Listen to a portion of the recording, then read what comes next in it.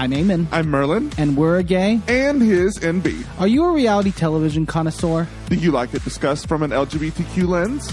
If so, A Gay and His NB is the podcast for you. Hear us break down all your favorite guilty pleasure reality shows from Bravo, Drag Race, and just about everything in between. Listen to A Gay and His NB on Apple Podcasts, Spotify, or wherever you listen to podcasts.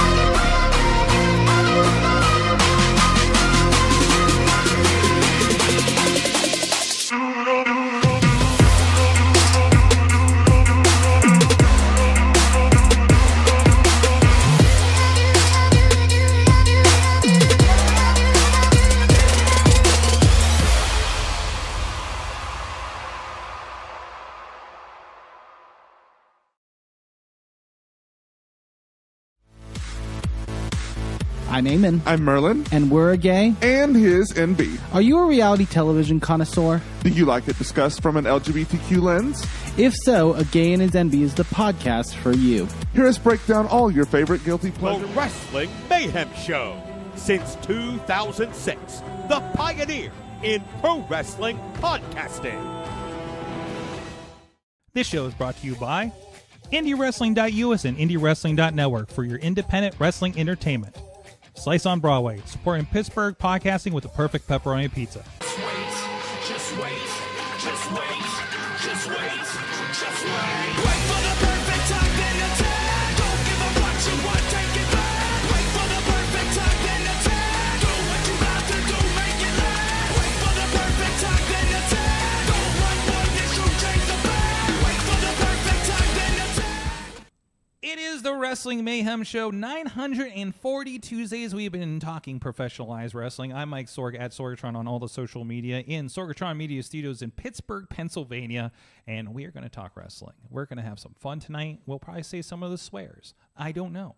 You never know what's going to happen because it's the Wrestling Mayhem Show. I do have with me, as typical on the line, is the man who plays games. He is a Riz who plays games. Allegedly, he is Riz. Fuck. Yeah, there. You can say fuck. So Take that, algorithm. it's fine. There you go. It's fine. We're not going to get... This is a safe place. It's a safe space. Yes. It's not awesome cast. We can say fuck. It's yes. fine. Yes. Okay? That's the Good. top level of All what right. we'll say. But yes. But yes, I am back. You are back. Good to see you. We went to a movie this weekend. We had a movie date. We did. I'm like, Riz, We come did. to this random movie that's a sequel to a Gerard Butler movie that you've never seen and I watched yesterday, but it's in the fancy theater and you need to get out of the house. But again, I think you mentioned it. If you saw one Gerard Butler movie besides, Gladiator, you've seen them all. It was no Geostorm, but anyways, we do also have with. Hold on, I need a second on that one. We have with us the Monarch, or as I like to say, the Monarch. I'm sorry, I watched Venture Brothers. The Monarch, Clayton King, is here with us in studio. I made it. You made it. You braved this frozen tundra tonight. I couldn't even. It was hard to get pizza tonight. It was Very cool the whole way here. The last 2 hills. Wasn't sure if I was going to start going backwards or not, but we got it. We made it. It's all about momentum. So it's all whatever. about Yeah. don't start, send it. It is a commitment, if you will, right? It's just like pro wrestling. That's it. I said I That gotta be there. We gotta make it. Exactly. That's it. Exactly. That couch is very comfortable. Yeah, so you have the couch to Just land wanna point on out when that. you're done. So glad to have you with us here. And I got to figure out, this setting is really weird on this camera. We were using a new camera over here, so I'm trying to figure it out. So I might adjust that at intermission. But anyways, this is the Wrestling Mayhem Show. We talk professional wrestling. We talk about WWE, AEW. We talk about independent wrestling. Also, with our guests that are here talking about what's going on here. But let's get started with, the news of the news is obviously still Raw, still Netflix. Yes, I'm working on an affiliate code, so you guys can watch ExpressVPN in Canada for the no commercial version. But which also, I'm not the only one thinking about that, because Sean Ross Sapp has a NordVPN code that he's putting out too, so people can watch Netflix without commercials. So I did that this week. So as part of the experiment, we'll talk about me breaking TOSs. So I don't think anybody cares is the thing, though, right? We'll find out. If people are en masse doing this on Netflix, we'll find out if Netflix is going to care at this point, right? So because every wrestling we have to say this. The Wrestling Mayhem Show does not condone stealing any form of entertainment purposes. It's Please. not stealing. You're paying for it. You're just Please pay relocating across the border. I'm taking Please my pay digital for, passport. Please pay for Netflix. I'm paying for Netflix, and they got Please pay me. Net- I'm paying for Hulu, but I go to Canada so I can watch my Always Sunny without commercials. It's just the way that people do it. This is actually in the advertisements in most podcasts I listen to. Hey, you don't like what's on Netflix? Go see what's on in Canada. Like literally what they say on top. Like this guy's also a radio host. So it's like, well, if he's doing it, I guess we can talk about this, right?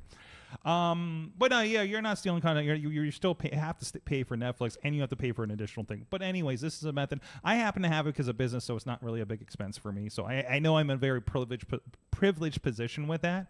But I feel that if you find other reasons to do this aside from just to watch Raw and Netflix and NXT. Honestly, in the long run, what do you need to do to watch NXT and SmackDown right now? Have cable, rabbit ears, which costs versus what it pays for in a VPN. Actually, it kind of works out if you want to watch those things. So, if that's your sole reason to need cable, which was me for a while, AEW is not a reason anymore. I happen to have Max. It kind of works out in the end. But anyway, so it's very interesting what happens when you go back and watch NXT and SmackDown. You're going to see 2 hours. You play 2 hours with commercials, right? It will skip the commercial breaks when you watch the replay. Oh yeah. And it gives you that. What's that? That it'll give you that lovely video that you showed me. No. That's what happens live. I sent these, but where did I send those pictures? Did I send them? You know what? I'll just open my Photos app for this because that's it's actually now like getting popular in the news world, in the wrestling news world. Are people passing this thing around? Yeah, people are passing it along, being what like, ends up happening when you I don't know why I opened it up on my phone here. What ends up happening is when you go to the commercial break and you're not in America. We'll talk about what Raw does in a moment here. But you get this interesting interlude that is a lot of slow motion footage to some soothing music. If you've heard the intro, the Max intro event starting soon or ended for AEW since they've debuted over there, it's kind of akin to that as far as the music goes. And you just get this we'll be right back in slow-mos of everybody posing. Some of it's in the ring. Most of it's like in front of a light board kind of situation. I got a video here eventually. Nope, these are text messages. Actually, I think this might be a video, but it's loading. It's still loading in the corner there. I think it's ready to go. So here you go. There. No, come on, hit play. Now it's loading again. Okay, here we go. So you get the idea. Audio's not going to give a crap about this, but it's fine. Here's my problem. SmackDown was 3 hours, and I kept falling asleep. This just kept putting me to sleep so bad on Friday. So the close-up of LA Knight looking that's me doing that, I'm pretty sure. Okay, I'm like, man. And then it's different languages too eventually too. It was just changing. There you go. So because this is the international feed where they're not selling commercials on it, right? So that's what happened. So that is the first week of the experiment. Obviously we know in America we get commercials. You get a little notice in the corner that says this is included with your premium Netflix, but you'll get commercials on live feeds. Because people are like, what do you mean I have commercials? I fucking play for the top tier. It's like, that does not qualify for this. This is a different animal, and you obviously don't have Max where they've been doing this for like a year. So when you watch basketball and stuff, right? But no, this is part of it. This is Netflix like getting into that same game that everybody else is already doing for something like this. Now, Raw is interesting because they do a lot more content. If you've been to a live show, you know, they'll go to break, and then sometimes like the heel, who's always the first one out typically, will go out and just kind of do a promo like bashing the town to get some heat going in the match. You got Chad Gable bashing the town and whatever going into the match. You know, it blacks out for a second, comes back. When they go to the matches, it's just like when we were on the trailer feed for AEW, they do the send off to the commercial, and then they just continue, right? I think they might black out for a second. I can't remember during the matches. Not that there's many commercial breaks. They also do the stand up in the corner where Kathy Kelly like interviews somebody, interviewed like JD. Not JD. Is it JD? Who's the guy in the Judgment Day? JD McDonough? JD McDonough. Carlito? I think he was. And Carlito and stuff like that. And you'll see backstage promos that you don't see other, everybody's, the first week it was like the New Day Wale promo. We didn't see it until it got on social media, right? In America. So, also, I didn't know this because I was surprised that I was done already when we got to the end of the show. 10:30. At 10:30. It stopped at 10:30. And we're like, and everybody's like, what the fuck happened? Guys, I don't think they said that Raw is 3 hours all the time. They said that the one on January 6th would be 3 hours, and nobody said anything about after that. Nope. Apparently, it's what we need it to be. It's kind of cool, though. Yep, good. What's that? It's kind of cool, though, because, like, in the past, I was thinking about this over the last couple of days. In the past, if we all kind of know what's coming for the most part, surprises are hard to hold anymore. Oh, this match is going to wrap up in the next 5 minutes. Yeah, but, like, you would know, I know, like, for me growing up, if it's 3 hours, I know the big pop or the big return is coming at 10:45, so be ready. But now that they're not held to that time, now you want to be more in there. surprising. Now it's when is it really happening? How long or how soon? We don't know. It's a lot cooler. And also, this has to be a relief, I think, for the creative as well, because now they don't have to fill 3 hours. We're like, you want to throw that in there? Well, we can. I'm like, we really don't have anything for you could tell when you're like, this is 15 minutes they didn't know what to do with. You know, when you're watching. That's the reason why Raw was so bad for so long, because like we have 3 hours. Oh my God, we have 3 hours. Like even thinking about I'm watching there on Monday, And I was thinking about, because there's the backstage promos that they now have to do in the commercial breaks, regardless, right? That's more creative that they need to do. And I'm just like the complication of literally what we do at this level with 880 or even with New Japan and things like that, where it's not a lot in comparison. And there's all these moves and there's all these places they're filming, and they're doing a live spot over here in the corner and boom, boom, boom, boom, boom. Like, just the coordination is insane. Not to get into some of the technology that we're going to get into later. That it was just like, what the fuck are we doing, guys? Like, in a good way. But like, there's so many just production logistics that are just racking in my head while I'm watching this show. And then there's like, oh, but we cut it a half an hour. I'm like, you know how much pain that saved most of that crew to be able to do that? They're like, yes, we did it. You're like, yes, we don't have to just make it up for whatever long, right?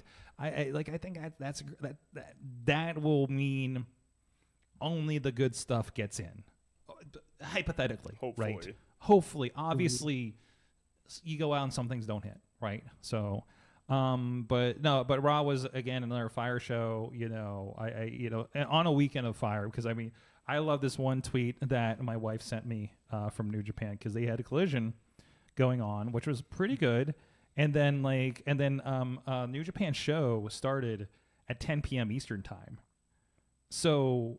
Other than watching the free buy-in for New Japan, you could like turn off Collision and flip over to Triller or World and watch the New Japan show, which started with Ishii and Gabe Kidd. Like, fuck, man. Which is hold on. You can't even talk about it. That's how. No, you're like choked up over there, Sorg. Yeah. Which was which is a 20-minute draw for the New Japan Strong title, where they chop the shit out of each other, classic Inoki style, for like 10 minutes. It was just like everything you wanted out of an Ishii match, right? Yeah. But go ahead. I was gonna say, first of all, like, I'm still new to New Japan stuff this year, so in my head, I'm like, I kind of remember, I know Gabe Kidd is like a big star now, or a huge star. Yeah. Right? Oh my God. Especially after that Kenny match. I haven't heard about him at all since intense. before the Kenny Omega match.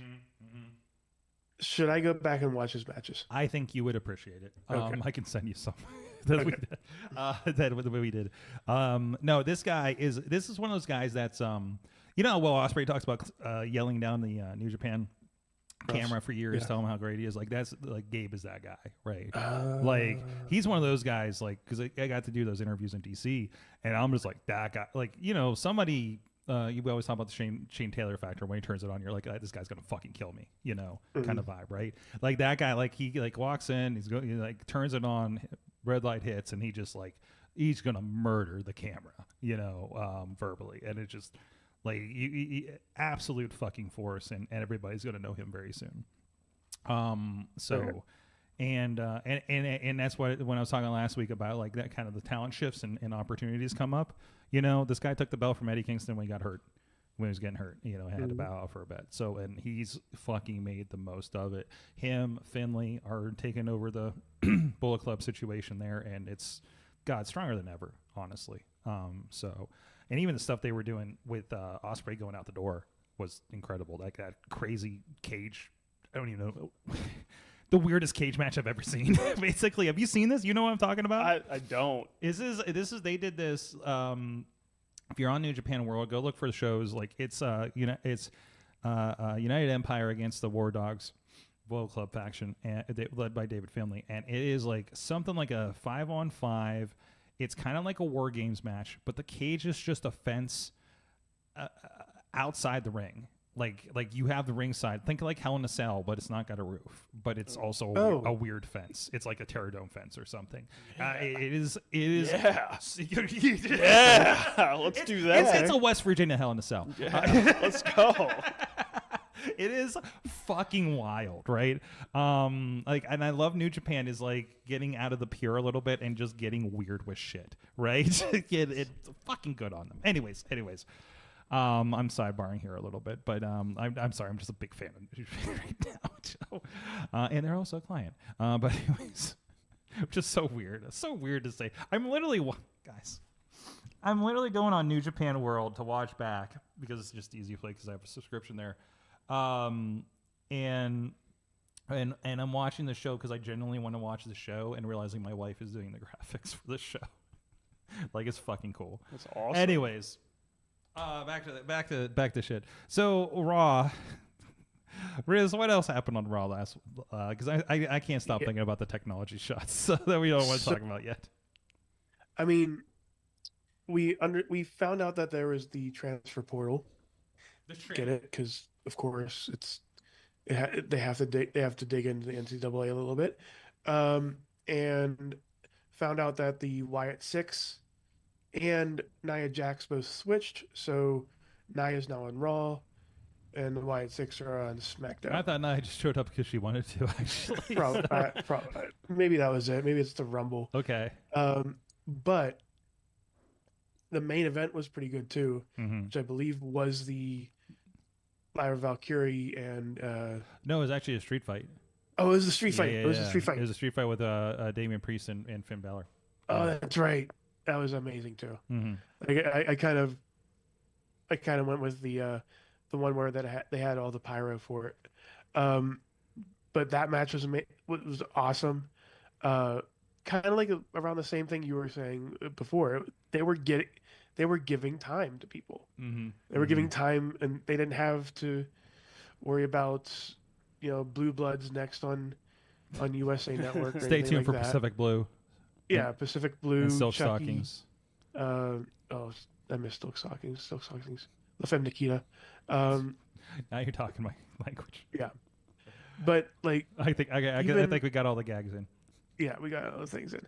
But even like with that street fight, amazing. Did not stop. Did not like feel like it was over at all. The Intercontinental title, the women's Intercontinental title match, banger.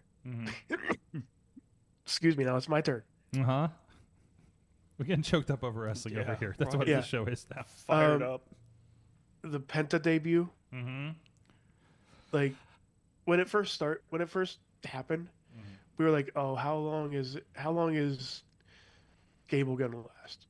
Is it gonna be like 2 minutes, 3 minutes? Is it gonna be like put him in the arm thing and then like finish him off easy?" No, they put on a like one of the best matches I've seen on Raw for the past 2 weeks was that match.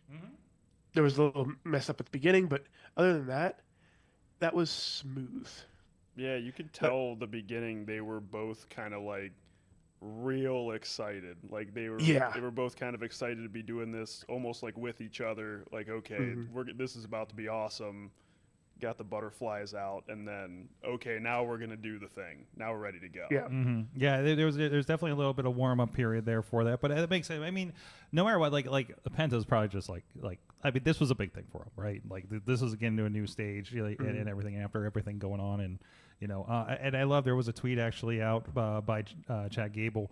It says, "I detest Penta, luchadors, and losing. But last night was a reminder of why I fell in love with this beautiful artistic expression of physicality and sport of professional wrestling when I was 5 years old and have been obsessed with it ever since. I felt so alive." So that means like Chad got something out of last night. And also like it was in San Jose. It was Penta's crowd, right? It was his entire family was in the front row. I love like somebody put like the girl that was crying at the beginning. I was like, okay, that's family. That's the kid that came out as Mini Penta during the one pay-per-view when they like had the mini me's with their kids, right? I like Sean Ross Sapp or Chris, what is his name? One of them posted that after the show. So let them have the promo. Let them do. I felt maybe just because we with the New Japan show on Saturday, but it felt like a New Japan promo at the end. Probably because I didn't understand half of it, but still it was like very like. This match happened. Here are my feelings, which is what I feel like New Japan does. Like after the big show, like there's always, dude. If you watch New Japan, there's always like after the last match, somebody gets on the mic and talks about whatever, and ends up being maybe just a send off, maybe just Tanahashi playing the air guitar. Maybe it's somebody getting challenged or something like that, right? And that's what this vibe was, and that was perfect. And I love that Netflix apparently did subtitle it and put it back out on social media, which great, awesome. Good. You know, I think that's cool to bring the fan base that wants to know it back into it. You know, that I mean, we also talk about multi-country broadcasts, so there's already a lot of that happening, right? So but no, I think that's cool. It's very cool, it's very inclusive, it's very real feeling kind of thing. So I think that is a great thing. What do they do from here? I don't know. If Penta just going around just having baller matches with everybody, I'm cool with that too. I hope. You know, I hope so. Somebody's like Penta for champion. It was just like, man, no. Just no. That's not happening. No. I think just realistically, I can't imagine that happening. Not in WrestleMania. You know what I mean? Well, but I can see it happening in the next couple of years. I don't know. So we're kind of like this. We are still trying to get rid of the old thought process of. I know. WWE. I guess that's like it. We can't. I've just been poisoned by this.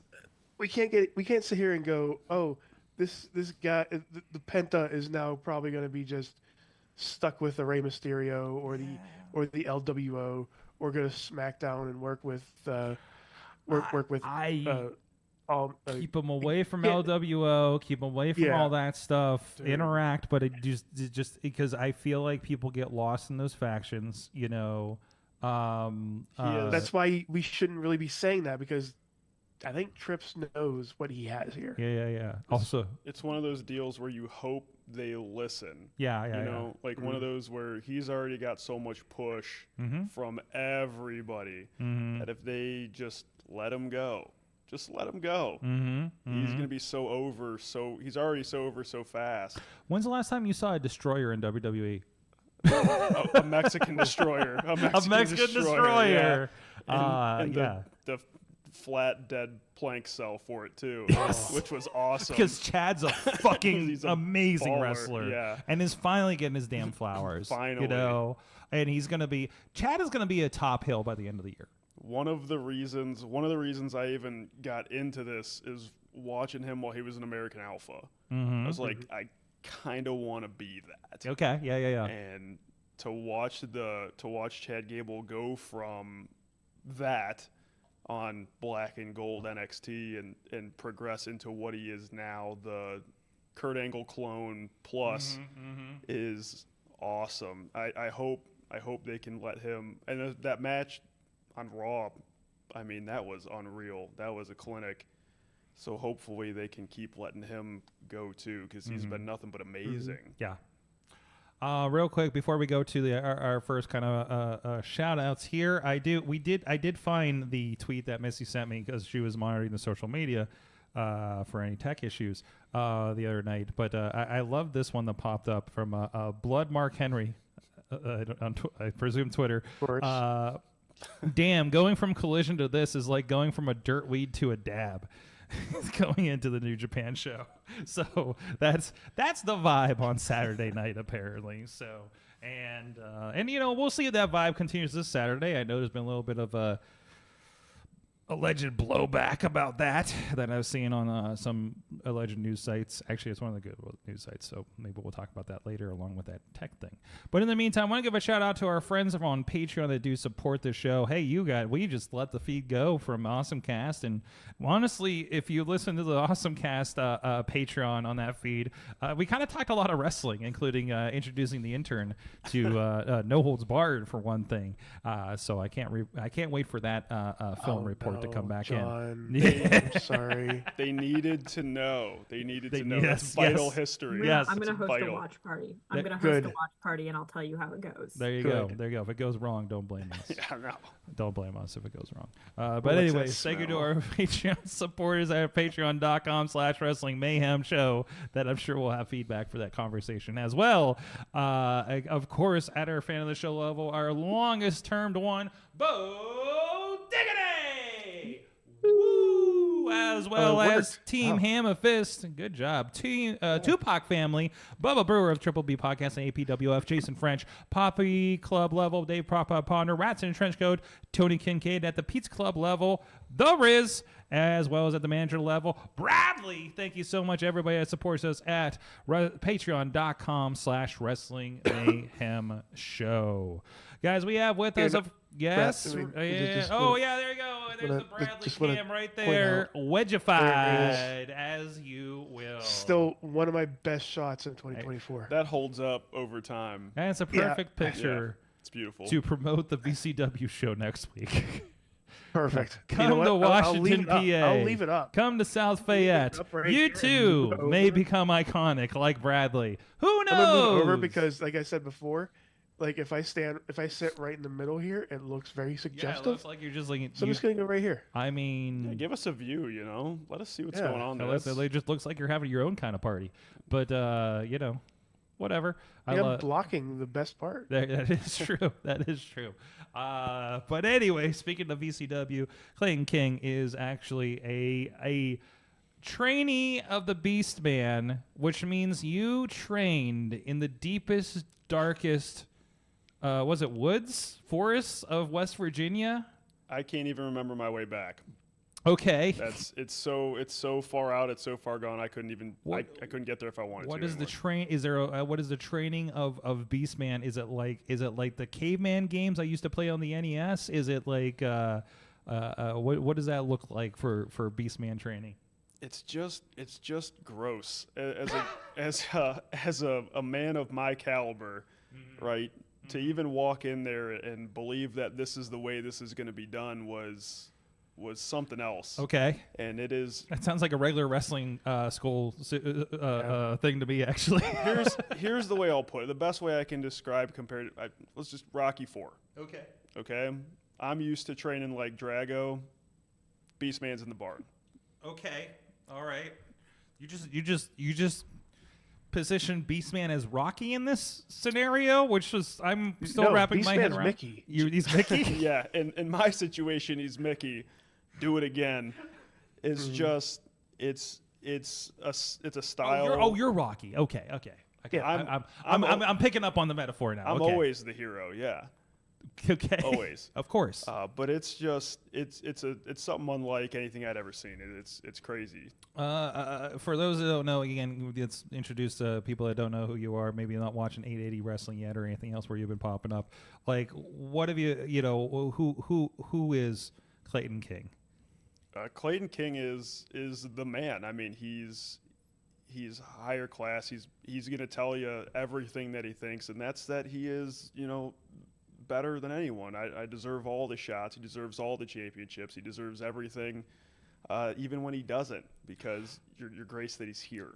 When you started, you showed up at a lot of shows. You came out at a lot of shows. You had a guy that talked for you. Mm-hmm. Jaden Sinclair, I believe it was, right? Correct. It's been a while since we worked with him, so I'm trying to remember. And you didn't really work for a while. Mm-hmm. You just kind of settled in. Like we just heard about you for the longest time. You were just like you were like an Emma repackage for a while, except you actually came out in the end. Mm-hmm. Yeah, it's interesting. I was getting close to being done and graduating and being done training, and for me, I said, hey, just put a microphone in my hand. There were instances where, say, there was maybe a big group match where I'd maybe get lost or something like that would go on, and the conversation would be, hey, do you want to do this? Do you want to do that? And I would say, I didn't even get your graphic right. Yeah. I mean, we didn't know, right? I was new. Nobody knows. Who's this guy? And I said, that's not the lumberjack. Yeah, who's this guy with the suit? And for me, I just said, hey, put a microphone in my hand and we'll go to work. And it's like any opportunity I could get. And I'm not ready to work yet, but I know my mouth is ready to work yet, and I know I can work fans. So let's do this thing. Give me the microphone. Let's go. Mm-hmm. And luckily, the belief in me was there the way that I believe in it. And I was able to get myself out there, push some promos. When I finally started getting into the ring and working, it all came together. So we were able to set the table that way, which was super helpful. Mm-hmm. Super helpful. You were part of, I know we were talking about a little bit beforehand. You had some interactions with Keith Hott here, who I think is one of your early matches when you were really kind of getting into things, right? Yeah, Keith is, I would say, maybe the person, if not mostly, fully responsible for just anything that I've done so far. I'm still nothing. I'm still on the way to being what I know I can be. But without them, I don't exist. Between just working through those matches, the feedback from the back. Yeah, you're getting your ass kicked a little bit here. Yeah. A lot of bit. Yeah, a lot of bit here. Yeah. What I do best.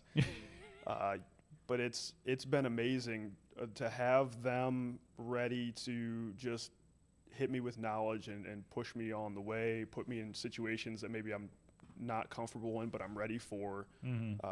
Keith has been immensely important to everything that I do, and I tell people all the time, without Keith, Clayton King does not exist. Does not exist. Not at all. Awesome. Again, and he's another West Virginia mainstay, I guess, right? Down there with that, of course, and a great history. I mean, it's wild to see the list of people he's been tag team champions with, including Remy LeVay. God, I just saw a tweet from him earlier today. Extremely cute. Tyler Vox is another one. Colin Delaney, that's it. Colin Delaney, yes, yep. And everything. So that's really cool. Now you have fallen into a different crowd, and I'm going to say, Clayton, I don't know if I approve of your new friends. Okay, I kind of have a history with them here on this show and otherwise. No, you don't have a history with them. I don't have a history with them. No, you don't. I don't. Like, I know you think the book is about you. Obviously, it's sword and sword kind of rhyme, but it's not about you, Sword. Okay. Yeah. Point that out there. Yeah. Of course, the authors of the I haven't read it yet. I'm still waiting for my book. I'm still waiting on my copy too. They did a reading when they were on the show. Of course, the Buddies Inc. we're talking about. Behind the Tag Rope is their book. But we have had other production interactions, unfortunately, as well. The empty tag rope. The empty tag rope, excuse me, yes. We maybe get it right. I'm sorry. For those guys. That's why, yeah. John, Joe, sorry. I got it. We'll fix whatever it it is. Whatever it is. I'm still looking for it. Not readily available on Amazon yet, allegedly. But you fell in with these guys. Not so much. John is chuckling. While I'm speaking, do you have an @ on Twitter? Me, I'm not on Twitter. I'm on Instagram at Clayton King Monarch. That's where you're going to find everything for me. I go to Instagram probably multiple times a day. You're a one platform person. Yeah, they're going to come to me. Okay. Okay. Yeah. So that's a strategy. Yeah. Okay. It's working just fine. We're doing great. Clayton King Monarch on Instagram. You find everything there. That's where you want to be. X or Twitter or whatever it is now. Blue Sky. Is that the new one? I don't know. Yeah, that's the new one. Yeah, it's hard to keep up. Maybe we'll figure that out and I'll put it on my Instagram. We'll talk to you about red tape and lemonade later. Yeah. So, anyways, buddies, we were talking about the buddies. Yeah. Yes. The guys are, first off, welcoming me with open arms at 880, which for me was a scary leap. I talked to Keith and Zeke Mercer about showing up there for a while and kind of finding where I fit. I'm a different guy. I'm a unique guy and more of a lone wolf. If I have somebody backing me or something, that's great. But I found two guys that get it.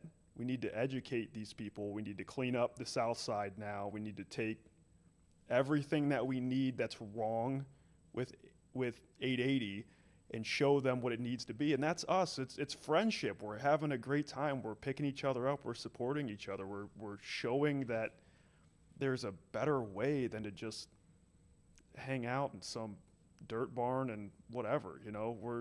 We're buddies. We want to be nice, good, family-friendly entertainment for everybody and champions these people can be proud of. Family friendly. Okay. The anytime, anywhere 880 champions right now. Okay. And we are we're coming. We'll talk a little bit more about that, but first, if you want to see some of this stuff we're talking about, go to indiewrestling.us. Of course, we got the 880 Wrestling live from the south side of Pittsburgh now every Thursday night where we're doing some video training. Of course, this Friday's Ball Drop. You'll see the commercial on our break here coming up with us on the video version of this show. But go check that out and so much more. Neo Pro Wrestling just dropped 2 shows, Endgame and The Curse of... I can't remember the rest of that one. But they're Scary October show is what it is a part of that as well for subscribers over at IndieWrestling.network and BOD and over on the YouTube page membership as well.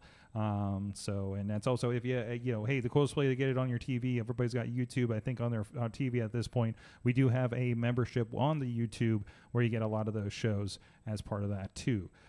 So a lot of great options for you to watch wrestling the way you want to watch it. So thank everybody to support there and go check out everything there, IndieWrestling.us. Speaking of, you have an opportunity at a Rumble this weekend. Or Friday, I guess it is, as well. And I know I saw a little bit of a promo for that last week. Yeah, we are, all 3 of us, Buddies Inc., we are in the New Year's Rumble at the Den of Desire Ball Drop, which should be a Buddies Inc. event, but that's okay. We'll let the branding figure it out. Now, wait a minute. So if the Buddies Inc., obviously there's, the Den of Desire Ball Drop's a show, Brandon St. James Unholy Holiday is a show. We've had Brohemus, Big Ass Bash or some sort of MV Young's barbecue. What do you think a Buddies themed show would be? Let's brainstorm this a little bit for the marketing department over at 880. Yeah, they seem to have this thing with alliteration, which is always great. The Buddies Inc. Bonanza. We have it in the middle of the summer. What would make it a bonanza? It's just a big party. We're going to celebrate everybody being friends, obviously with buddies on top and having a great time and just celebrate having some great friends and taking care of each other. And again, I can't say it enough, just cleaning up the South Side. Does this seem like a good point to introduce a trios championship for the Buddies? I mean, if it ever shows up, there's nobody else who could win it in my head. I mean, the Buddies were the most cohesive trio around. You got the Jocks. You got the Department of Jocks. The Jocks. They even have matching jerseys. You've seen the Jocks with me over the last couple weeks. They can't even come into an entrance the right way. I have to go over it with them and say, okay, they're going to play my music. I'm going to come out. You're going to come behind me, pat me on the shoulders, fan me off. And then they just go flying at 100 miles an hour. They hear nothing. Yeah, they're not even on this planet. Okay. I mean, good talent, great talented guys, athletic, sure. Do they have energy? Sure. Half a brain between the 3 of them. Okay, so Absolutely. we were having a little heat with the Jocks. I got you. I mean, you just got to tell them you got to tell them what to do and where to go all the time. It's honestly exhausting. It's honestly. Okay. So you're not going to lead that team. You're not going to Phil Jackson the Department of Jocks here. If you go on IndieWrestling.us and you watch some of these back on the Thursday night fights, you'll see I'm trying. I'm doing everything I can. At one point, I think Avalanche and Dev called me Dior. Like, they didn't even know who I was. Which is your usual teammate, yes. And that's multiple times, not just once. So, you can only go so far. Can I ask you, we've been having a lot of fun here, but can I ask a serious question? Yeah, absolutely. About your tag team partner, your group partner here, and author, allegedly. Is John okay? Because this video came out yesterday. He's wearing a beret. I don't think he's even a little bit French. And he keeps talking about protecting the city and everything. So can you explain this? So he's got red suspenders. He's got the red beret.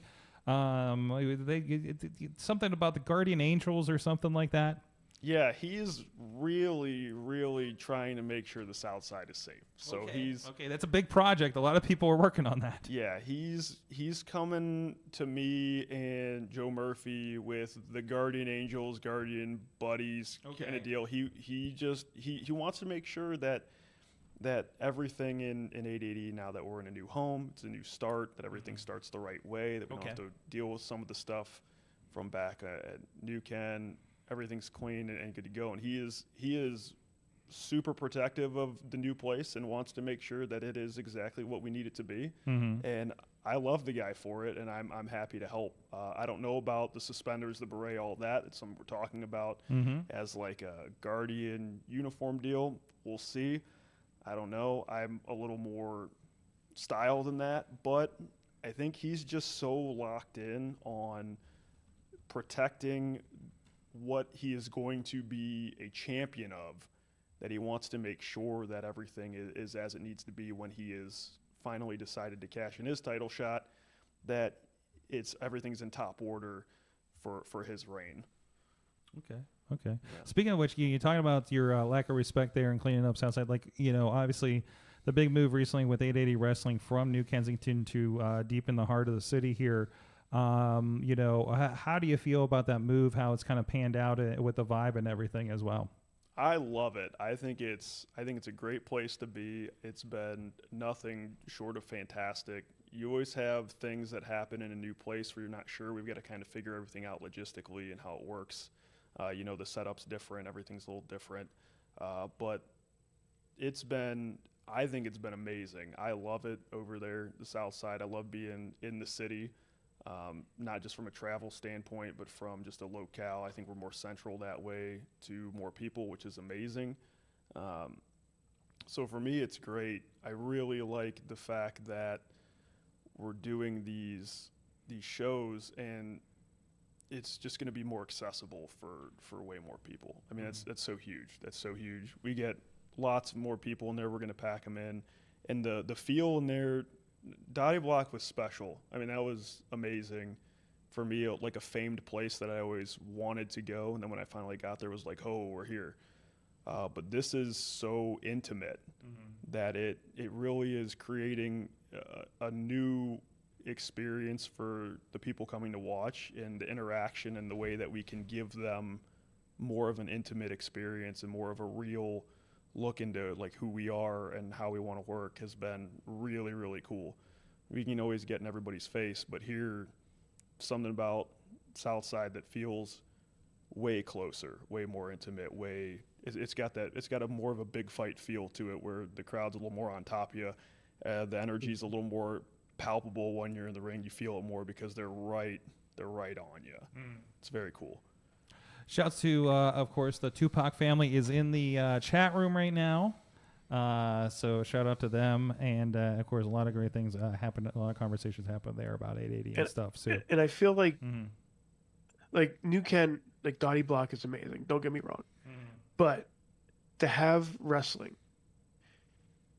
in centralized Pittsburgh location like this, where it's in Pittsburgh, minutes away from downtown, that makes it that makes it for me. Like, you will get that grouping of all walks of life there. Yeah. And like that's how I feel. Like, I haven't been there for the new place. I think you're coming in this week, right? If you better, weather permitting.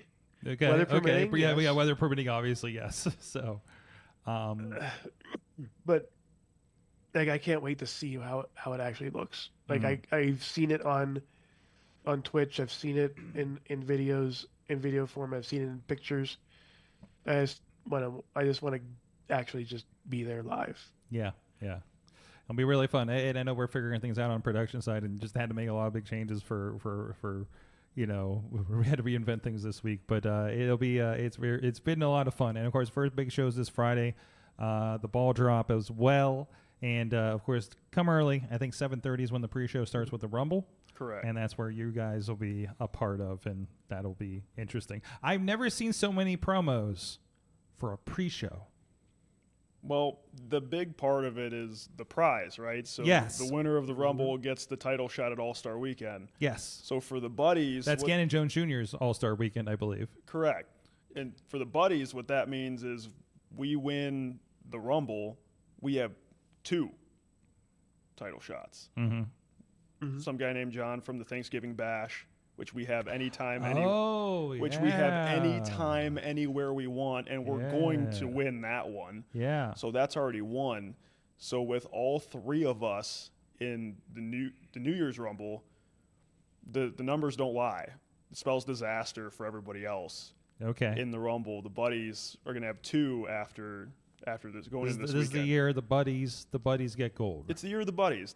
I'm a catalyst year for the of buddies. the buddies. The year of the buddies. If everything that's going on in this world tells me anything, it's definitely the year of the buddies. It is the year of the buddies. Clayton King was the catalyst. Now that I've arrived, we're taking the buddies to a whole nother level. The catalyst. You're the Jay White of 880. I got you. You're the buddies. You got it. Okay. All right. It'll be interesting to see how all that pans out. Clayton King, who's only on Instagram.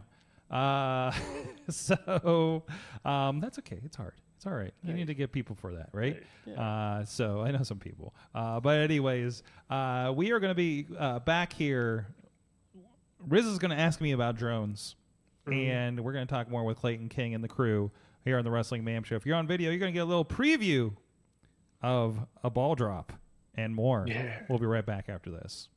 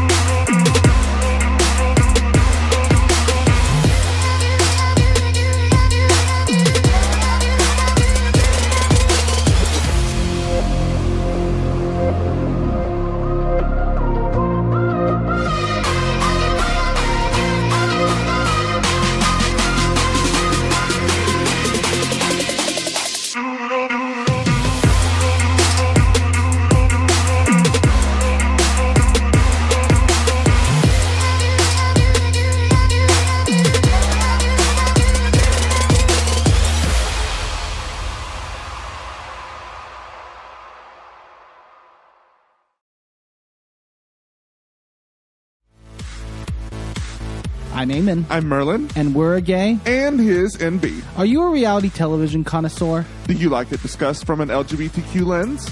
If so, A Gay and His NB is the podcast for you. Hear us break down all your favorite guilty pleasure reality shows from Bravo, Drag Race, and just about everything in between. Listen to A Gay and His NB on Apple Podcasts, Spotify, or wherever you listen to podcasts.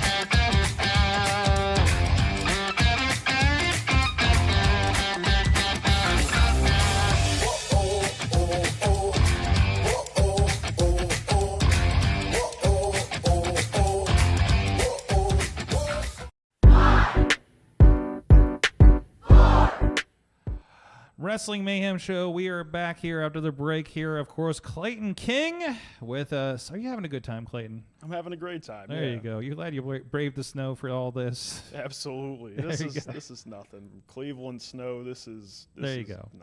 Of course, the Riz is with us as well. With there's Bradley in the background. Look at that.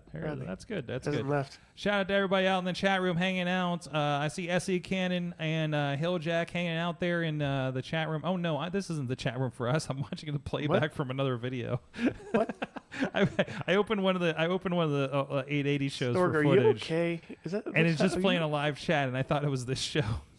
What's up, Tina Keys out in Seattle, who's saying, we were talking about 880 and the vibes down there. She says that's what she likes about the Defy shows. They're centrally located in the city to take the streetcar to as a comparison. Yeah, I mean, we have a semi-functional bus system, as John's figuring out. But no, it's more accessible in general, right? So, and we do have a Husk from the Beast Man from a little bit earlier as well, watching out there. So, I think he's back in the States. I think he had something on Voltage Wrestling this past weekend, if I'm not mistaken. So he is. He's back, and he's back and right back to what he's doing. Yeah. I still have to see. We do have we have Beastman penciled in actually for about 2 weeks from today. We're scheduled to have Rich Bocchini on next week. So it's going to be a fun couple of weeks here. So, and we got some fun plans coming into the next. We already have booked the Mayhem Wed game for Valentine's week. So can I talk about a Beastman story for just a minute? Go ahead. All right. Yeah. So we would love. Tell me more. Everybody loves a Beastman story. Yes. There's a Beastman story. He talked about it the last time he was here with you guys. Okay. Or we're training one night and something's not quite going the way I need it to go or I want it to go or whatever. Because I'm there to work. Like, I'm not messing around. Mm-hmm. I'm here to learn and go and get it. And he says something one way or another, and I get right in his face, and I'm hot. I'm mad. That was the scariest 10 seconds of my existence as a human being. I want to make sure that's out there for everybody to know. He's a big guy. That is a large man, Mm-hmm. and he's nasty. Mm-hmm. And so on the outside, I'm mad and I'm being tough and whatever, but on the inside, I am a shivering kitten. And, it's crazy. It's something that needed to happen, but that moment taught me a huge lesson about speaking up for myself. And him and I don't talk about it that much because we just talk about so much other stuff, but that was as a human being, that moment for me was like massive. One of the most terrifying moments of my life. I thought it might have been the end of my career before I even started. Mm-hmm. I'm like, I don't know how this is going to go, but this has to happen. I feel like you haven't been properly trained until you've had a moment of fear. Right. In wrestling of like, oh shit, people take this seriously, Mm-hmm. At least so you do have the mindset to take this seriously. We've talked about multiple times on paper, this is the most ridiculous fucking thing in the world is professional wrestling as a function of what it is and people that want to do this, you know what I mean? Or even fans that spend as much time as we do on it. Let's that aside, all right? It's ridiculous. But the people in the business of it are very serious about the business of it, and you can be, and you have to be at a certain point, but also recognize the fun. I think that's the difference. I feel like I noticed the difference between trainees, especially from school to school, and I think it's a respect thing, that comes through. I feel like I can tell you in 2 seconds with a trainee if I think they're here for the right reasons. Oh, absolutely. You know what I mean? And they ain't even doing anything but being backstage. Mm-hmm. So, right. and it's really, and Riz, you've probably seen this at this point too, right? Mm-hmm. So, of course, yeah. So, I mean, it's kind of like, honestly, it's the same vibe that if you're like, you have a coworker that is like, they're just collecting a paycheck, you're just not, you're not interested to make sure the show goes smoothly and doing whatever needs to happen to make this show go smoothly, regardless of your position here.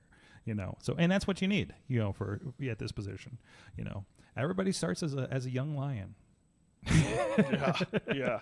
Juice, you know what was wild, and I think it was the perfect example of this is Juice Robinson had a run at NXT as what, CJ Parker? CJ Parker, yep. And then seeing him on Wrestle Kingdom as a young lion at ringside, and it's just because they strip you down and you're just black tights guy until you're allowed to have a character.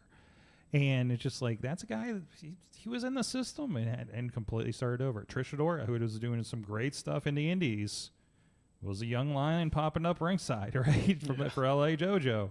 And that's, I think, but that's what gets them in the right spot. You learn, I think you relearn the respect for the business that way, the way they do things down there in New Japan. So, but of course, it's a whole different vibe with those guys. So, anyways, Riz, you had something to bring up.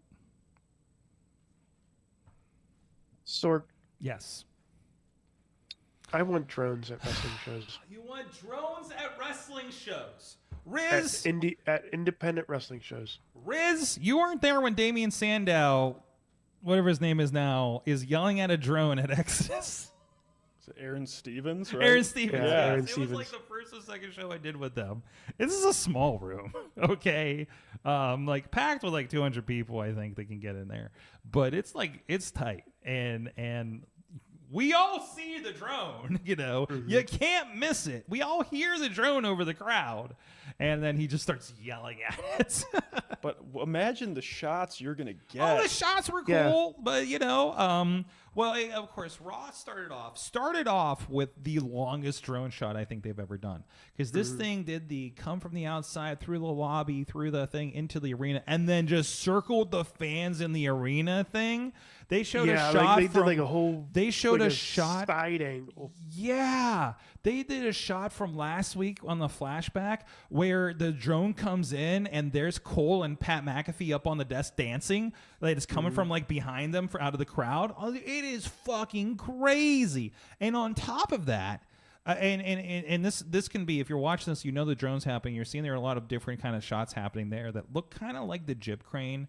And I can tell, as video person, I can kind of tell you what was a drone and what was not a drone, right? I can actually even tell you that the other thing was definitely a different kind of camera. I can tell you a top-down thing that they use at fucking AEW is definitely a lot lower res than anything else. You can see the little lines around the outside. Because this is my penance. But anyways, so you had your drone shots there a while, but then you had this other thing happening, and I caught a glimpse of this. And again, everything from that first week we watched about. We did not know anything about that presentation from the Intuit Center would carry over as the new thing from Raw. Now we know they're not going to be fans behind that fucking stage every week, because it's just not, for whatever reason. If it's so they can cut out seats to make it call it a sellout every week, who knows, for instance. But they have one of those. I think they're referred to as sky cams. The NFL, the one on the wires, they have one of those. And when you see this jib crane kind of thing come up, it's and then like it comes up above the scoreboard kind of thing, and they do that wide shot. There used to be a guy in the corner with a camera doing that shot. Now I think they just zoom that thing up there and that's it. And they have a guy operating it. Right. What was the one? Was there one where a drone or a sky cam, something came in? I think it was Sami Zayn's entrance, right? No, somebody.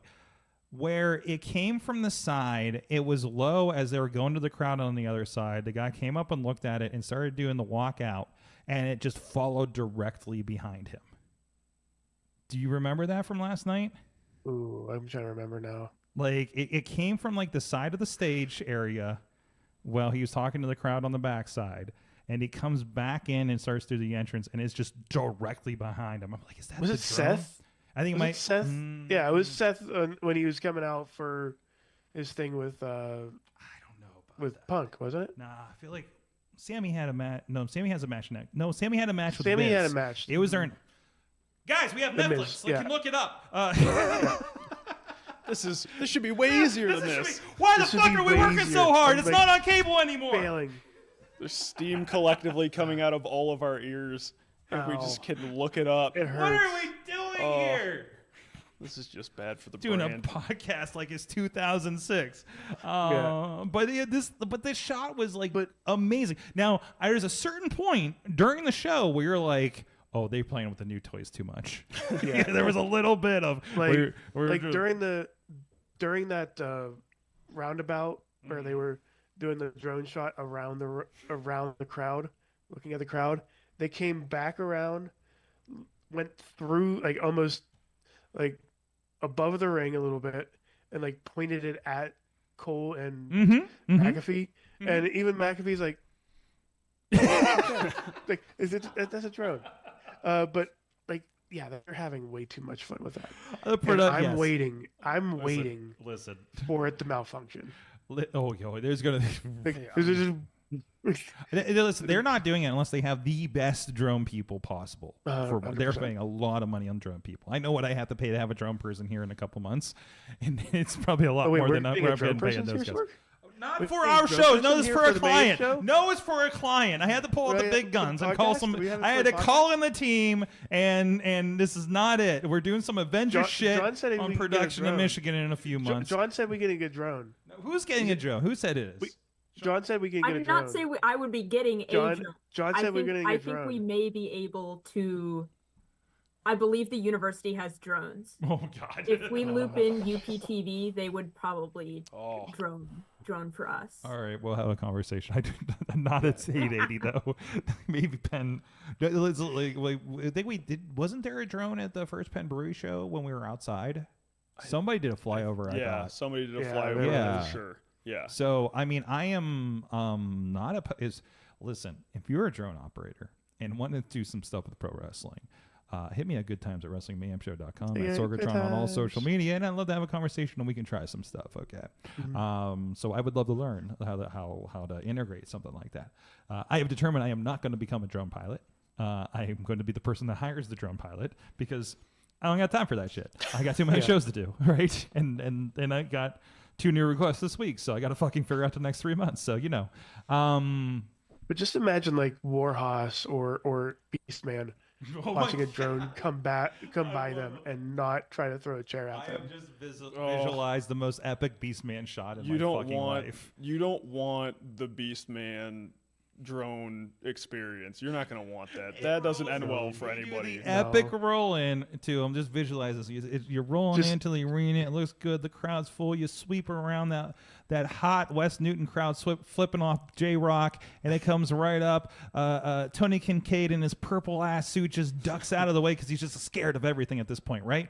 And then it just like comes right into Beastman, and then he just goes in, grabs it like a fucking salami sandwich, and right into his mouth.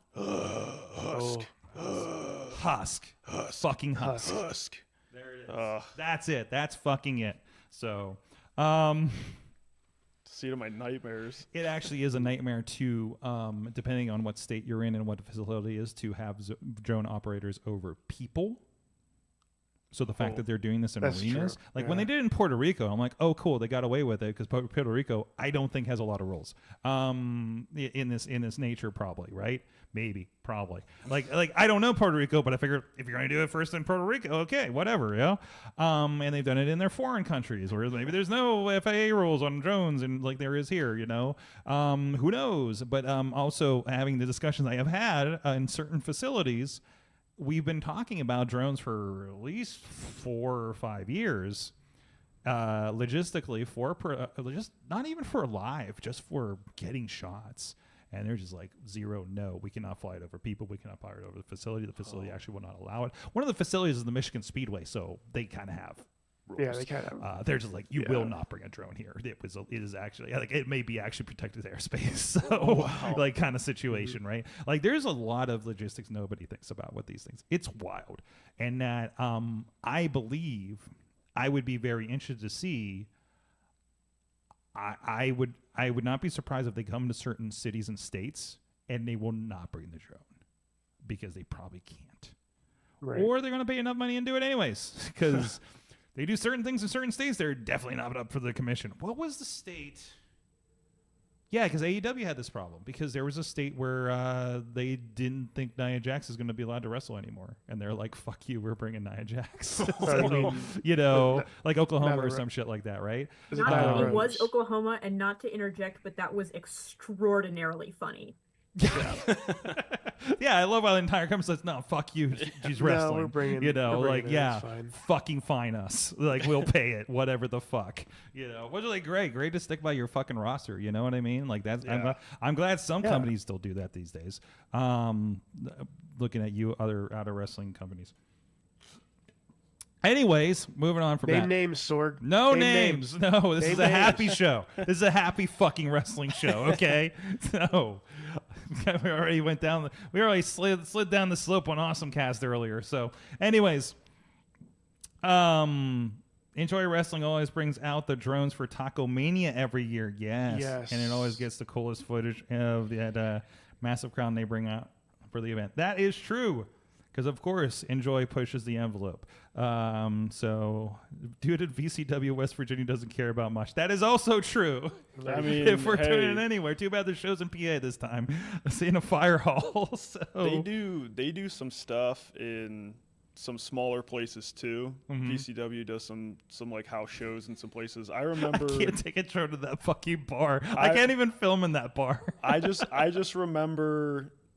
this might have been like my first or second week of even being involved at all. And I remember watching a triple threat with Nix, Reese, and Casey War. Yeah.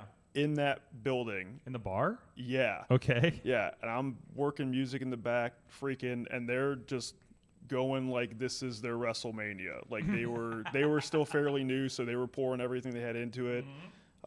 They probably don't know it as one of the coolest things I've ever seen. It's one of my favorite matches I've ever watched ever. And I think about those three, the way they were going at it with a drone having to navigate them just going ham all out on each other. It's a disaster. It's like the drone operator's having a heart attack the whole time. Casey's launching Reese like 100. Like, what are we doing? I feel like even at Raw, I feel like the drone would be distracting, right? I've been on shoots where there's been a drone. Caterpillar had a drone for a Baja one time. We were on their facility in Peoria. Caterpillar, the fucking big heavy machinery company, right? And I just standing there getting my shots of like some track that was happening in front of us, and then just hear this buzz over my head. I was like, oh, what the fuck? It was freaking out when they were at Exodus because it was such a small room. And we're like, what is happening right now? What the fuck is that sound? Like, we all hear it, Just a distraction, like a laser pointer for a cat, right? Yeah. Except you're like, is this thing gonna fucking hit me in the head? Like kind of thing, right? So that's usually the thing. I'm just like, well, I feel uncomfortable, because that thing's got propellers, and you don't think about the protections, but whatever. But anyways, sorry, I'm going in. I don't have that problem, sorry. yeah, because I'm gonna be the one that gets it first. Yep. When you're on a gig with me, yeah. So I'm your protector. Wear your headgears. Everybody's gonna wear the headgear to wrestling shows now. That'd be a great botchamania, though. I'm surprised nobody's tried the earpiece video thing on the indies, as Riz keeps bringing up ever since SummerSlam. I'm literally I've sitting... given you the Amazon. I've given you the Walmart shopping list for that sort. Yeah, it's not that expensive, actually. I'm sure that's not the one they're using, but it's not that. It's probably not. Listen. I'm sitting in the stands in the upper bowl of SummerSlam in Cleveland, getting messages from people. When are we getting that camera? And I'm like, what the fuck are you talking about? Because we hadn't seen it in the arena yet. And then like 4 matches in, and we finally saw like a shot during like the Seth match, and we're like, what the fuck are they doing? Oh my god, that's on his ear. What the fuck is going on right now? This is a terrible idea. We've done this before. TNA did this. They had a GoPro on somebody's hat when they were refereeing one time. It was so bad. There's a reason, because like if the big guys aren't doing a good job out of it, why the fuck am I even going to try, right? Because I'm like, I can't think. And I've wrapped my head around this. I can't think of a way to make it better, because I've strapped GoPros to people in various situations. That sounds dirtier than I intended. But very specific situations work, and where they're not going to do certain things, or maybe a nice time lapse, as we've done in the past. But anyways, that's why I just stick to strapping at the vehicles. And that is your out of context quotes for later. Anyways, we're gonna have a soundboard, Sorg. Sorg is our lightning rod. He'll get hit first. Thank you, Podner, for that. Yep. It's my superpower, being tall, just like Drew. Anyways, what the fuck is on Netflix right now? Oh, God. Oh, no. I just fucked up my algorithm. Okay, here's the problem I have. Here's your complaint department for a moment. I am unable and have been unable to try to pull up and play WWE Raw on a browser or my phone without a VPN. TV's fine. I don't know what it is. I don't know what they're doing with this listing. But like I literally can't bring up Raw now. But if I put in Canada mode, I bet I can. So actually it is hard. They got you, yeah. So anyways, Riz, was there anything else we had to touch base on? There was something from one of the other shows, I thought. AEW. I want to talk about this because the headline is people are upset because there's a 12-man tag happening for the main event on Collision that was announced. One, this isn't fucking news. You just read Fine. tweets. Yeah. Let them do things. Well, they are teaming up. The Death Riders are teaming up with Learning Tree against all of their enemies. And I think people are having a cow because, Death Riders, they're thinking that this kind of kills the story of the Death Riders because they're like, we're taking all the goofy shit out of AEW and then they team up with Jericho's band of misfits. Guys, you don't know how they're going to play it. It's wrestling. You think? Were we just talking about this on the Patreon or between where we were just like people kind of go out and have their idea of how something's going to go, and you're just like, maybe there's a reason this doesn't make sense, and you're going to see it Saturday when you watch Collision.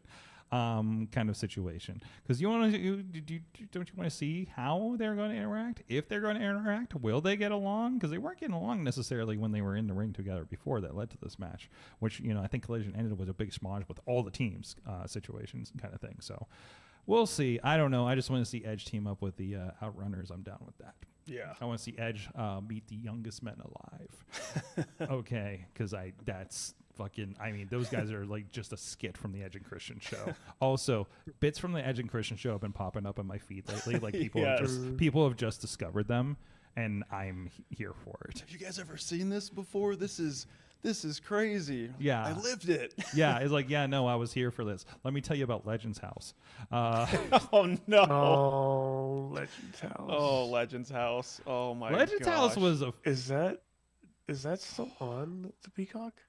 I have no idea. Peacock is such a mishmash of stuff right now. Mm-hmm. It's not on Netflix, but it's whatever.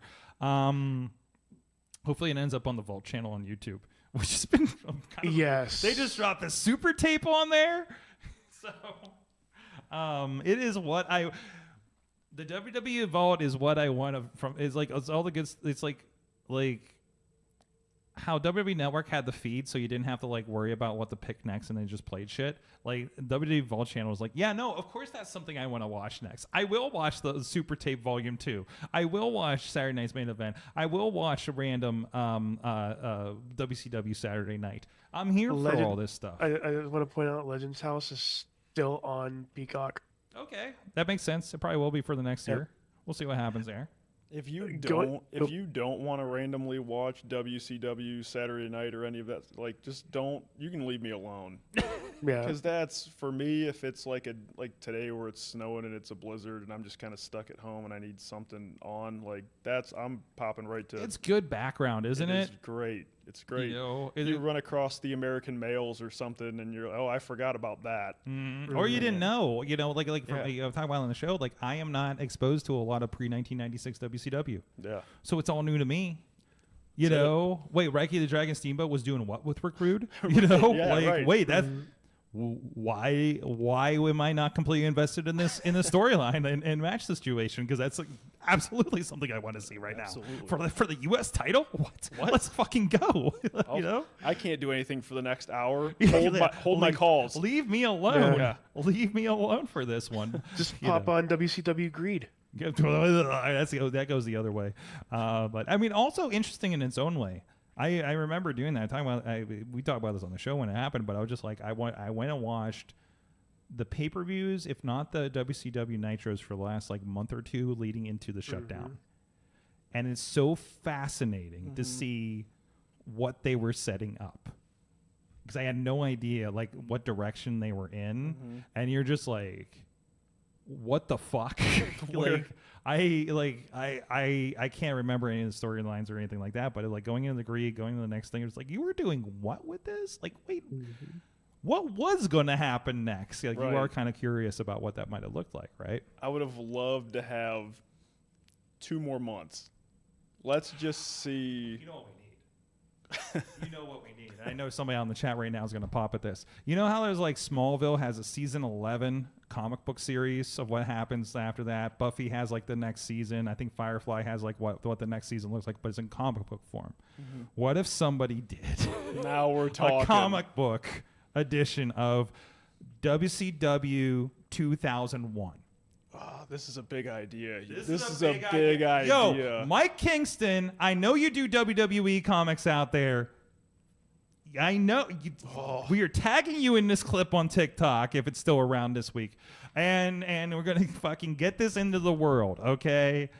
WCW 2001 comic series. What might have happened? Touch base with the people, the creative brains. Who I don't even know who the creative was. Jeff Jarrett was around. You know, just a little pick at like, hey, Scott Steiner, what do you think? Do you know what the plan was going into? You know, take what everybody recalls about, like, if you just go to everybody that was like even the top guys and be like, they had to know something about the intended storyline, right? Maybe not, because WCW was fucking wild as far as creative, right? But maybe there was like, yeah, we're kind of thinking about this. Even if like the guys making it up, still, I don't give a fuck. I want to see it. You know, whatever Scott Steiner thought Scott Steiner was going to be in 2001, I want it fucking in comic book form. Okay. Even better, with Scott Steiner, don't go to anybody else. Just go to him and ask him what he thought it was going to be, and just do it. Brother gets a one shot. Yeah. That's your annual. Okay. That's your. Fuck, that's it. That's fucking it. That is it. Anyways, I don't. Side note here, just a few points here. Remember the NWO teamed up with the Dungeon of Doom? I think did that happen? Or is he just fucking with me right now? Headlock Comics, get on it. Yes. Tina says that I'm here for the slow descent into madness for Ricochet. Have we seen him? Has he popped up since Wrestle Kingdom? He didn't pop up in this last week, did he? No, he was on one of the shows. I'm trying to remember what happened. Sorry, there's been a lot of wrestling this week, every week in my life, and I'm trying to edge in New Japan and TNA into my watch list, because I found TNA on local TV, so I have it on the DVR now. But anyways, so I have a lot of space on my DVR now. I share it with my mother, so it's just Hallmark movies and wrestling. Anyways, so he shares a DVR account with his mother. We'll let you have that, CM Punk. Anyways. Yeah, no, I want to see Ricochet, because like I watched the Ricochet headlined a Tokyo Dome match for the championship and lost after losing. After the Carrie moment with the toilet paper in the Hammerstein Ballroom, after losing the Continental Classic semifinals, and like I want to see the breakdown. It's like you had all these chances and boom, you know, kind of thing. Like I'm here for it. Is he gonna nod to, like, I don't know how much, I know the lines are blurred with cross-referencing where they've been with where they're at now. Mm-hmm. And, I mean, he could play that perfectly with, like, I never had any chances to now I have all the chances. And now I thought it was because I wasn't getting any opportunities, but now I'm getting all of them and they're just sliding through my hands. Yeah, yeah. And I think it's more like people call him out for it, right? Yeah. And he just keeps going, you know, just down that thing. Like, I can see him doing, like, think about what Swerve. Like, Swerve went this fucking nasty route and had success. But then there's still you have Adam Page hanging out there reminding him. I mean, the same thing happens to WWE now because nobody forgot the bloodline. That's cool. Nobody has a short memory anymore. Just for the most part in both companies. That's fucking fantastic. It's amazing. Right? Like the consequences matter and can come back, right? It's not even heel face. Like, you got like a fucking hate triangle between Drew and Seth and CM Punk, which is beautiful, right? And so yeah, like I feel like that is it, because the whole thing is he came in, he wants the opportunities, and he did what, you know. I presume, I don't remember much of it. I know he's had the King Ricochet in the past. Mm-hmm. I don't know if this leads into kind of a callback to that situation. I feel like Tina's going to know more about that than I am. I just have a feeling, because I feel like that's a Defy thing that she might have been watching back in the day that I'm not aware of until my Ricochet experience starts with King Puma. Okay, so Yep. allegedly. Anyways, did you see the American Psycho-ish Ricochet stabbing swerve with the scissors? Wait, when was that? God, I was so tired last week watching wrestling. I don't think I absorbed any of it. It was on, but, you know, SmackDown was definitely the worst with that situation. And it has nothing on the product. That is a me problem, okay? It is a me and just being tired a lot. Anyways, it's not going to get better. It's okay. I slept for like a week during the holidays. Anyways, okay, guys, let's give a shout out here, and we'll move on to what we learned, because I feel like I'm monologuing. Give our friends a shout to Slice on Broadway, sliceonbroadway.com, blah, blah, blah, blah. Sliceonbroadway.com, feeding our guests here that have, especially the ones that have braved the frozen tundra of the Beachview, Pittsburgh area. I have been supporting us for a good 10 years here. Go support them. Sliceonbroadway.com, supporting Pittsburgh podcasting with the perfect pepperoni pizza here for the original Up the Tracks here in Beachview, of course, and multiple locations in the Pittsburgh area. Guys, it's time to learn. The chat room, get in there too. What did you learn from wrestling this week? Who would like to go first? Where's this pondering over there? You got a ponder for us? Pondering. You're Dave pondering. I learned that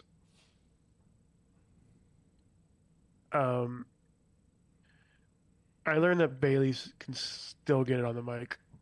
Yes. She's really good on the microphone. Her commercial break promo was so fun. Yeah, I just saw it too, and I'm like, I need to go back and do that. Just ripping into Michael Cole again. I learned that I don't know what's real still. Is Corey Graves actually in the doghouse for the comments he said online? Is Corey Graves setting up for a storyline with Pat McAfee? Is there going to be a Michael Cole on a pole match at WrestleMania 41 night one? Whose tweet is that? I'm so sorry, I'm not citing it. Or in the chat room. I'm sure it was in the chat room from Tina or Dave or somebody. But I don't know. So So apparently Corey has been obviously not on the big two shows. Popped up on NXT last week. Apparently that is his assignment for the duration, at least it was. And he made some comments about not being famous enough, despite all the trials he's been through, to be doing his job right now on those platforms. So, and allegedly he was pulled. Can people confirm if Corey is on the NXT show right now? I'll find out in a couple hours myself. Or was, because it's 10:30. So I'm interested in that. But anyways, but yeah, it is. I can't comment on it because I don't know if it's real or not. You literally don't. Because like every time Pat McAfee pops up, Corey has animosity with him. On camera. He gets the Seth Rollins CM Punk rage. Yeah. So is it a thing? There's been, hasn't there been rumors of Corey might do a comeback of some sort, health-wise? So I feel like we fantasy booked that here on the show at some point when those rumors were going around. So I don't know. I can't tell you anything. And much like I always say the backstage thing. I'm just, somebody's like, hey, I'm worried about that guy. Something happened in the ring. And I'm just like, until he's limping backstage, I don't believe anything. I literally don't. Unless I specifically see something in the ring that I know is not okay. Like, I do not like if Clayton, if you fall on your head and you just look like you're completely concussed and completely fucking out of it, I am not going to believe until you walk back and don't remember your name. So hey, who am I? Who am I? What? Exactly. This show just fucking concuss you. I won't believe you until we're off camera and you're still acting the same way. Just like that's fucking, it's wrestling, right? And it kind of does that to you. So, and we're doing our jobs. We're not looking at you in that way to be like, oh yeah, that was wrong, kind of thing. So, anyways, True Prince Pro, Matt in the chat room learned that after finishing the amazing feud against Finn in the Judgment Day, I want to see Damian Priest win the Royal Rumble and challenge Gunther at WrestleMania. I'm here for it. I think that'd be good. He's there, man. He's got it. Like I think he's in that spot, and I think he gets. Well, he was a champion last year. I keep forgetting, but he should get that Mania win. I think. Because he got that Money in the Bank win. So he wins all of it? He wins Money in the Bank, he wins Royal Rumble, then he wins... Hey, it'll be a good run. Yeah. Good run, good story, right? And maybe he can slip in on Elimination Chamber if he doesn't get the Rumble. Depends on what kind of story you want to tell at Rumble, right? See, I can see slipping in the Elimination Chamber. Yeah. But right now, especially with 2 weeks ago... Mm-hmm. I think I said this last year. I have no clue who's going to win. Yeah, there's a lot of options, aren't there? Like, could it be Punk? Could it be Cena? Could it be Roman? Could it be Penta? Like, I'm in the bank of just give it to Penta and have him run with whatever's happening. Could it be Macaulay Culkin? Could it be? So I know. Could it be his brother? I also learned Bronson Reed is amazing at Twitter. He's calling out who he will. Watch yourself. He's calling out who he will and will not tsunami on Twitter. And Macaulay Culkin will not receive a tsunami. Penta, what was it? Penta, welcome to WWE. You're in the splash zone, he said. I got a tsunami for you or something. So give me Penta and Bronson Reed as soon as he's healed. Yeah. Please. My God. What is his prognosis? Let me know, please. So I want this. Like, I think I after his match, I'm like, I want Penta versus Gunther. I want Penta versus Sheamus. I want Penta versus Cody. That would be I want Penta because they're just letting them fucking go, right? Roman. Yeah. Penta versus Roman Reigns. I want Penta versus Ray. Mm-hmm. I want Penta versus Io Sky. I want the rematch against Chelsea. I think Chelsea called him out on an interview already. So I don't know if that's canon, but like, let's fucking go. Let's fucking just do a Lucha Underground. Give me Penta versus just Chelsea, Io, and Kairi Sane. Actually, give me Penta against Damage Control as a whole. Let's just fucking do that. It kind of fits the mold for what happened in Lucha Underground. So, and I love everybody sharing that match, by the way. Everybody sharing that Death Triangle. Or not Death Triangle. What is it? Black Lotus? Dark Lotus? No, that's Juggalos. But the Black Lotus Triad or something. We have confirmation. We have confirmation of the name. It is Black Lotus Triad. It's in the chat. It's in the chat room. It's right here. It's right in front of your there. face. I'm trying to get it to go away. No chats during the show, guys. Not on the Zoom. Anyways, I think I know who did that. Somebody used to do a podcast here. Anyways, Dave Bonner learned that professionals really hate it. I learned when professionals really hate it, others make great promos. What? Punk, Seth, and Drew learned when professionals really hate I think it's when professional wrestlers hate each other. Oh, okay.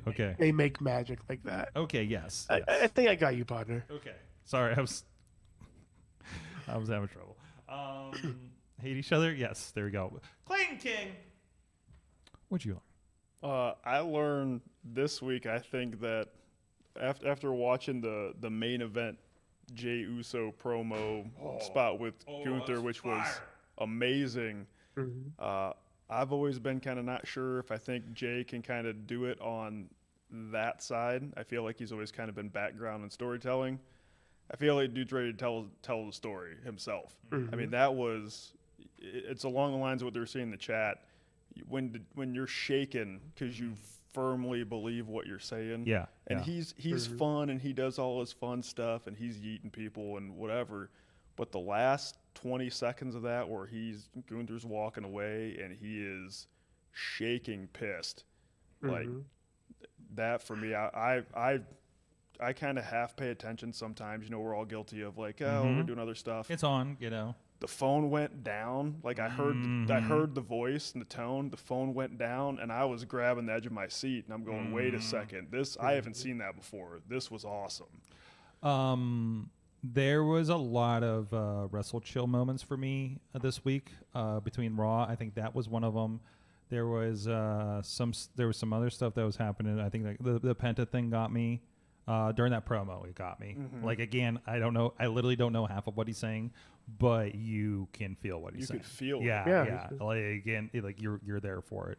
It was some really cool moments there, you know. And there's also a week Sumi Sakai had a retirement match. I just watched it here before the show.